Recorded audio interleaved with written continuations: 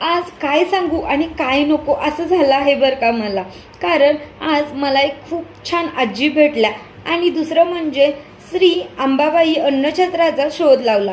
तुम्हाला माहिती असेलच, बट मला माहिती नव्हतं, त्यामुळे मला हे तुमच्याशी शेअर करू वाटलं.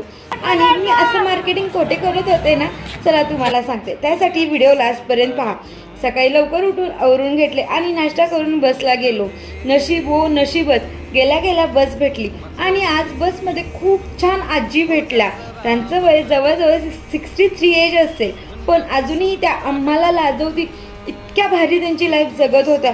खूप छान छान व्हिडिओज दाखवत होत्या. खूप भारी वाटलं त्यांना भेटून. नंतर आम्ही डीमार्टला गेलो.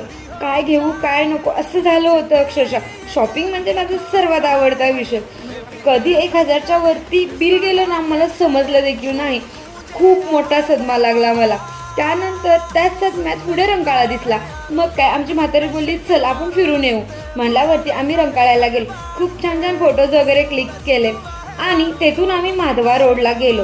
परत तेथे शॉपिंग, तीच सगळं. काय घेऊ काय नको, खूप काही घ्यायचं होतं आणि खूप काही घेतलं देखील. आणि येताना आजीनी महाप्रसादाविषयी सांगितलं होतं, म्हणजे श्री अंबाबाई अन्नछत्र. मग काय, लकीली आम्हाला ते भेटलं. मग आम्ही तेथे गेलो देखील. खूप छान जेवण होतं तेथे. भात, आमटी, भाजी, ताक आणि गोड खूप भारी होतं. त्याचा पत्ता हिंदुस्तान बेकरीच्या वरच्या साईडला, म्हणजेच वरच्या फ्लोअरला गेल्यावरती तिथे एक गाळा आहे मोठाच्या मोठा. तिथे तुम्ही गेला ना तर नक्की जाऊन या. स्वामींचं दर्शन तर मी कधीच चुकवणार नाही, कारण की त्यांची खूप मोठी भक्त आहे मी. मग काय, तिथे गेल्यावरती स्वामींना तर नक्कीच जाते मी. पण आज लकीली मला थोडक्यात दर्शन घावलं, कारण की त्या आजी मठ बंद करतच होत्या. त्यानंतर आम्ही रूमवरती आलो. आता मी काय शॉपिंग केली ना, हे तुम्हाला पुढच्या व्हिडिओजमध्ये दाखवेन.